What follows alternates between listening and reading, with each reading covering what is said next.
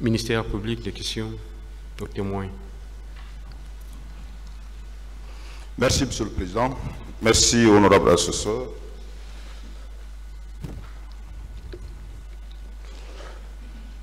Monsieur Thibou Kamara, le parquet voudrait d'abord vous remercier pour ce temps et le récit que vous venez de donner. Je voudrais savoir, puisque vous avez dit tout à l'heure, vous étiez dans le voyage de l'abbé. Je voudrais savoir à quelle heure vous êtes arrivé à Conakry. Moi, parce qu'en fait, on est parti en rang dispersé et on est rentré en ordre dispersé. Moi, personnellement, je suis rentré en début de soirée. En début de soirée. En début de soirée. Du 27. Le 27. Est-ce que, quand vous êtes arrivé, vous avez pris un peu de temps au camp Al-Fayaya? Ou bien vous avez continué directement à la maison? Non, non, je suis allé directement à la maison. À la maison. Directement à la maison. Vous étiez le conseiller spécial du président Dadis à l'époque? Non, ministre chargé de la communication auprès du chef de l'État et du ministre de la Défense. C'était la fonction précise.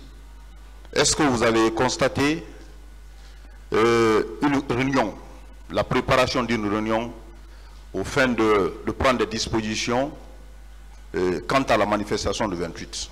À votre connaissance, est-ce que vous avez eu connaissance de cela?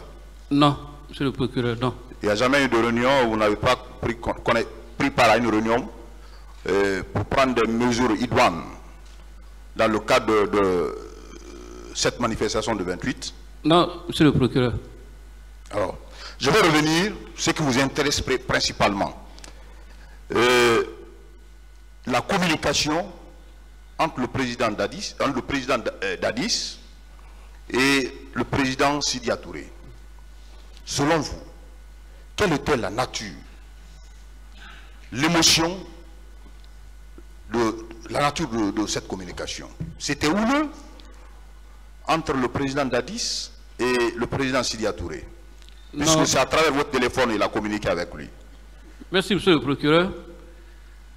Je ne crois pas que la conversation ait été houleuse ou venimeuse, dans la mesure où l'esprit de l'appel, c'était un plaidoyer dont le président avait été convaincu pour pouvoir parvenir à un accord et à un compromis avec les organisateurs. J'ajoute que c'est le capitaine qui m'a demandé d'appeler Sidia. Cela veut dire qu'il a estimé sans doute, parce que ce n'était pas le seul qui était engagé dans l'organisation, qu'avec M. Sidia Touré, le courant passerait mieux et qu'il était un meilleur interlocuteur que les autres. Le président Dadis n'avait-il pas menacé Sidia Touré en votre présence au téléphone? Non, monsieur le procureur, à aucun moment. Il ne l'a pas menacé? Non. Il n'a pas tenu ses propos. Si vous organisez la manifestation, vous serez tenu responsable. Il a tenu ses propos, oui ou non, devant vous? Vous savez, comme je l'ai indiqué, la conversation n'a pas été à son terme. Il y a eu une première interruption. J'ai rappelé M. Sidia Touré pour une seconde fois. Et après, il y a eu une seconde interruption. Et puis, après, le téléphone ne passait plus. Donc, vous voulez dire qu'il n'y a pas eu d'échange houleux? Il n'y a pas eu de menace dans les propos du président Dadis? À ma présence et à ma connaissance, non. Quand vous êtes arrivé, vous dites que le 28, dans la journée, vous étiez à votre domicile. Le président Dadis vous a fait appel de venir au camp Al-Fayaya Yallo. Quelle était l'atmosphère qui régnait au camp Al-Fayaya? Non, franchement, à votre arrivée? C'était un sentiment de froid, un sentiment d'émoi, d'incompréhension. Tout le monde autour, pour le peu de personnes que j'ai pu voir, se demandait comment cela avait pu arriver et surtout qui en était l'auteur. On sentait vraiment de la frayeur, de l'émoi, de l'émotion, de la stupeur et un sentiment de détresse, pour ainsi dire, face à l'ampleur du drame et aux premières conséquences qui se faisaient déjà sentir dans la cité. Pouvez-vous nous dire quelles sont les personnes que vous avez trouvées? Quelles sont les personnes que vous avez trouvées au cas Alpha Yallo?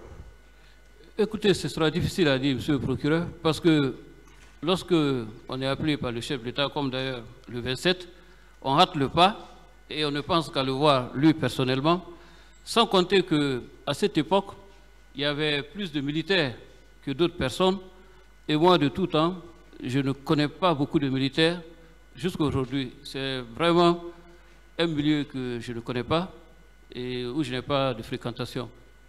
Alors, M. Thibault, vous avez également dit que quand vous êtes arrivé, le président d'Addis, vous avez vu une personne qui était abattue.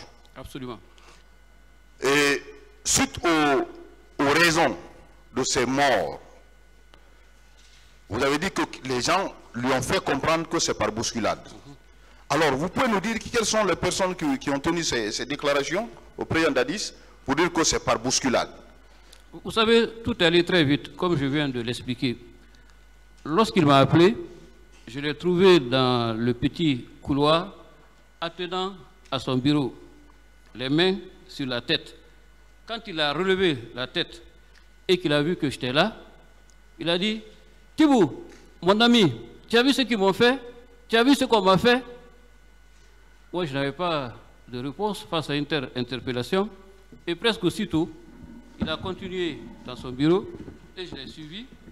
Et la plupart de ceux qui étaient là, je ne connais pas leur nom, mais sont des gens qui appartenaient au service de sécurité et qui ont dû certainement suivre les événements sur le terrain et lui rendre compte de leur déroulement. Parce que c'est pour cette raison d'ailleurs que je ne suis pas resté dans le bureau, parce que je n'étais pas concerné, quoi. Vous ne connaissez personne de ces agents de sécurité? Non, franchement, non. Vous ne connaissez personne? Non, vous savez, moi, je n'étais pas très intégré. C'était presque, comme je l'ai dit dans ma déposition, j'étais lié à la transition et aux deux personnalités de par mes fonctions. Je n'avais même pas de bureau en tant que tel, et je venais lorsqu'on me faisait appel. Donc, je n'étais vraiment pas réellement intégré dans le groupe, et je n'avais pas de relation en tant que tel avec les autres acteurs de la transition. Alors, vous personnellement, vous avez dit que d'autres personnes ont trouvé la mort par balle réelle, à tir à balle réelle. Comment vous avez appris? Qui vous a donné cette information? Par les médias et les appels que je recevais de personnes qui apparemment ou étaient au stade ou étaient avec ceux qui étaient au stade. Les médias le disaient déjà au fur et à mesure, parce qu'à l'époque, il y avait une couverture médiatique minutieuse qui suivait le déroulement chronologique des événements et au fur et à mesure, les nouvelles tombaient. Je vous remercie, Monsieur le Président.